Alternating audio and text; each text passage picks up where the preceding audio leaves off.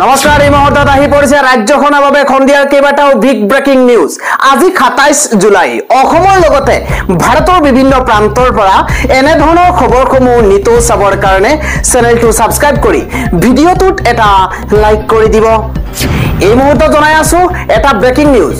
মণিপুৰ মিজোৰামৰ পৰা অহা যিবোৰ মানুহে অসমৰ মাটি দখল কৰি আছে তেওঁলোকটো খেদিব পৰা নাই এইখন বিজেপি চৰকাৰে। তাৰ বিপৰীতে যিসকল আমাৰ অসমৰ মানুহ তেওঁলোকক উচ্ছেদ কৰিছে। উচ্ছেদ সন্দৰ্ভত এইদৰে ডাঙৰ মন্তব্য কৰিছে এপিচিচিৰ সভাপতি গৌৰৱ গগৈয়ে।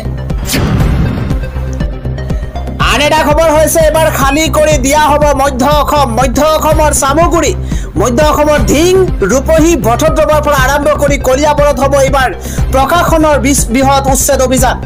এই মুহূৰ্তত জনাই আছো বিগ নিউজ, সম্পূৰ্ণৰূপে খালী কৰি দিয়া হ'ব মধ্য অসমৰ কেইবাখনো ঠাই।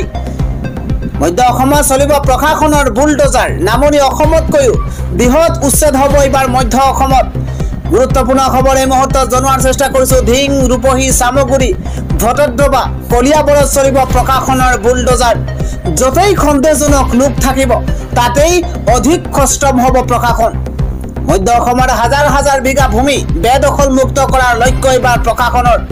ইতিমধ্যে সকলো প্ৰকাৰে সাজু হৈ পৰিছে জিলা প্ৰশাসন, সকলো প্ৰকাৰে সাজু হৈ পৰিছে ৰাজ্য চৰকাৰ।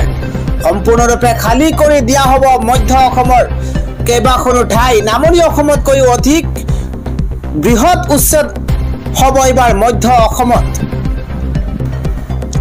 আন এটা খবৰ হৈছে গৌৰৱ গগৈ মিয়াৰ দালাল। গৌৰৱ গগৈৰ বাবেই সন্দেহজনক লোকে আক্ৰমণ কৰিছে খিলঞ্জীয়াক।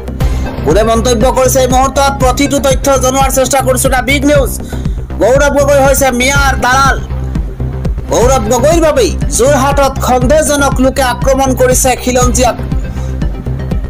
ঘৰৰ পৰা লোহাৰ ৰড আনি থলুৱা পাচলি বেপাৰীক মাৰিছে বুবু আনচাৰীয়ে। এটা গুৰুত্বপূৰ্ণ খবৰ, লোহাৰ ৰডেৰে মৰিয়াই হালাল কৰিম বুলি ভাবুকি দিছে আনচাৰীয়ে। এইসকল অসভ্য অভদ্ৰ লোকৰ সাংস্কৃতিক নগৰী যোৰহাটত স্থান নাই। কেৱল উচ্ছেদেই নহয়, সম্পূৰ্ণৰূপে মিয়াক উৎখাত কৰিব লাগে যোৰহাটৰ পৰা। গুৰুত্বপূৰ্ণ খবৰ, দল মত নিৰ্বিশেষে মিয়াৰ বিৰুদ্ধে একত্ৰিত হ'ব লাগে খিলঞ্জীয়া। আজি ৰাজপথত মাৰিছে, কাইলৈ পাকঘৰত সোমাই আমাৰ মা ভনীক মাৰিব। খিলঞ্জীয়াক মিয়াই আক্ৰমণ কৰাৰ পাছতে খিলঞ্জীয়াৰ বজ্ৰনিনাদ এইবাৰ যোৰহাটত। গৌৰৱ গগৈ মিয়াৰ দালাল বুলি এই মুহূৰ্তত আখ্যা দিয়া হৈছে। মিয়াই আক্ৰমণ কৰাৰ পাছতে খিলঞ্জীয়াৰ বজ্ৰনিনাদ এইবাৰ যোৰহাটত। আন ডাঙৰ খবৰ হৈছে এবাৰ দেশ জোকাৰি যোৱা এক ভয়ংকৰ ঘটনা সংঘটিত হৈছে। 173 গৰাকী যাত্ৰী থকা বিমানত হঠাৎ অগ্নিকাণ্ড আৰু তাৰ পাছতে চৌদিশে হোৱা দোৱা লাগিছে। দেশ জোকাৰি যোৱা এক ভয়ংকৰ ঘটনা। এবাৰ উৰণৰ পূৰ্বে হঠাৎ জুই আৰু তাৰ পাছতে ধোঁৱাই আৱৰি ধৰিছে বিমানখন। চৌদিশে হাহাকাৰ পৰিৱেশৰ সূচনা হৈছে। বিমানৰ ভিতৰতে থকা 173 গৰাকী যাত্ৰীৰ মাজত হাহাকাৰ অৱস্থাৰ সৃষ্টি হৈছে। এবাৰ হাতৰ মুঠিত জীৱন লৈ বিমানৰ পৰা কোনোমতে প্ৰাণ ৰক্ষা কৰিছে এইসকল যাত্ৰীয়ে। ইমাৰ্জেঞ্চি লেণ্ডিং কৰা হৈছে আমেৰিকাৰ ডেনভাৰ বিমানবন্দৰত। লেণ্ডিং গিয়াৰত জুই লাগিছে বিমানখনত আৰু তাৰ পাছতে হাহাকাৰ লাগিছে। ডেনভাৰ বিমানবন্দৰৰ পৰা ডালাছ অভিমুখী আমেৰিকাৰ এয়াৰলাইন্সৰ বিমানত হঠাৎ দুৰ্ঘটনা সংঘটিত হৈছে। উৰণৰ পূৰ্বেই হঠাৎ জুই লাগিছে আৰু ধোঁৱাই আৱৰি ধৰিছে সমগ্ৰ বিমানখন। কোনোমতেই এইসকল যাত্ৰীয়ে প্ৰাণ ৰক্ষা কৰিছে। তেওঁলোকে ওলাই অহা পৰিলক্ষিত হৈছে। কোনোমতে নিজৰ জীৱন ৰক্ষা কৰিছে এইসকল যাত্ৰীয়ে। হাতৰ মুঠিত জীৱন লৈ বিমানৰ পৰা দৌৰি দৌৰি নামিছে এইসকল যাত্ৰী। 173 গৰাকী যাত্ৰীৰ মাজত হঠাৎ হাহাকাৰ লাগিছে, কিয়নো বিমানৰ ভিতৰত জুই লাগিছে। উৰণৰ পূৰ্বেই হঠাৎ জুই লাগিছে আৰু ধোঁৱাই আৱৰি ধৰিছে বিমানখন। পৰৱৰ্তী খবৰটো হৈছে ৰক্ষকেই এইবাৰ হৈছে ভক্ষক। 14 বছৰীয়া কিশোৰৰ সৈতে এক জঘন্য কাণ্ড কৰিছে এইগৰাকী আৰক্ষী বিষয়াই। ৰাজ্যত আকৌ সংঘটিত হৈছে মানৱ সমাজক লজ্জানত কৰা এক শিহৰণকাৰী ঘটনা। লজ্জাজনক ঘটনা সংঘটিত হৈছে। এবাৰ কিশোৰৰ সৈতে কুকাণ্ড কৰিছে এইগৰাকী ৰক্ষকৰূপী ভক্ষক আৰক্ষী জোৱানে। 14 বছৰীয়া কিশোৰৰ সৈতে কুকাণ্ড কৰিছে এগৰাকী লম্পট হিতেশ চহৰীয়াই ঘৰত কোনো টকাৰ সুযোগ লৈ কিশোৰজনৰ সৈতে কুকৰ্ম কৰিছে এগৰাকী আৰক্ষী বিষয়াই লম্পট হিতেশ চহৰীয়াৰ বিৰুদ্ধে ভুক্তভোগী কিশোৰৰ পৰিয়ালে ইতিমধ্যে দাখিল কৰিছে এজাহাৰ ৰক্ষকেই ভক্ষক হৈছে ৰাজ্যত আকৌ সংঘটিত হৈছে মানৱ সমাজক লজ্জানত কৰা এক শিহৰণকাৰী ঘটনা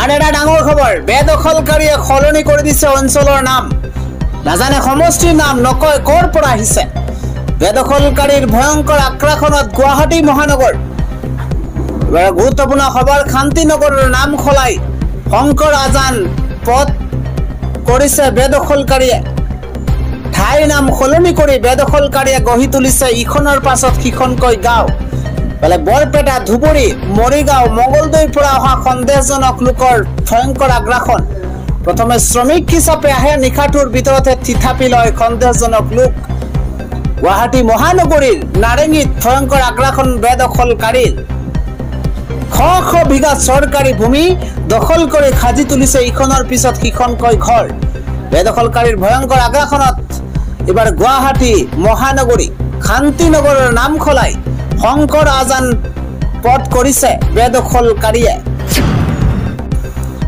আন এটা ডাঙৰ খবৰ এবাৰ তেজস্বী যাদৱে এক ডাঙৰ মন্তব্য কৰিছে তেওঁ কৈছে যে ভাৰতবৰ্ষখন কাৰো পৈতৃক সম্পত্তি নহয় ইয়াত হিন্দুৰ সমানে সমানে মুছলমানৰো অধিকাৰ আছে তেজস্বী যাদৱৰ মন্তব্য ভাৰতবৰ্ষখন কাৰো পৈতৃক সম্পত্তি নহয় য'ত হিন্দুৰ সমানে মুছলমানৰো অধিকাৰ আছে বুলি মন্তব্য কৰিছে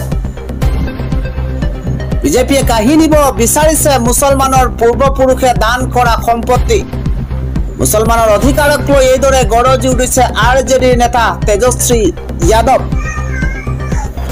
আন এটা খবৰ হৈছে চৰকাৰৰ নিচিনা বেয়া চৰকাৰ পৃথিৱীত জন্মই হোৱা নাই বিজেপি চৰকাৰৰ নিচিনা বেয়া চৰকাৰ পৃথিৱীত জন্মই হোৱা নাই বিজেপিৰ বিৰুদ্ধে 4 আগষ্টত হাজাৰ হাজাৰ সংখ্যালঘুৱে কপাব ৰাজপথ উচ্ছেদিতৰ কাষত এবাৰ বিধায়ক অখিল গগৈ 20,000 মুছলমানক লৈ ৰাজপথ কপাবলৈ সাজু হৈ পৰিছে অখিল গগৈ উচ্ছেদিতক ভূমি নিদিয়া পৰ্যন্ত আন্দোলনৰ ঘোষণা কৰিছে অখিল গগৈয়ে বিজেপি চৰকাৰখনে সংখ্যালঘু মানুহখিনিক বিচাৰি বিচাৰি ঘৰ ভাঙিছে অভিযোগ উত্থাপন কৰিছে অখিল গগৈয়ে অসমৰ সংখ্যালঘু শত্ৰু হল বিজেপি আৰএছএছ আৰু হিমন্ত বিশ্ব শৰ্মা যেতিয়ালৈকে বিজেপি চৰকাৰ থাকিব তেতিয়ালৈকে সংখ্যালঘু মানুহৰ কেতিয়াও অসমত শান্তি নাথাকিব বুলি মন্তব্য কৰিছে অখিল গগৈয়ে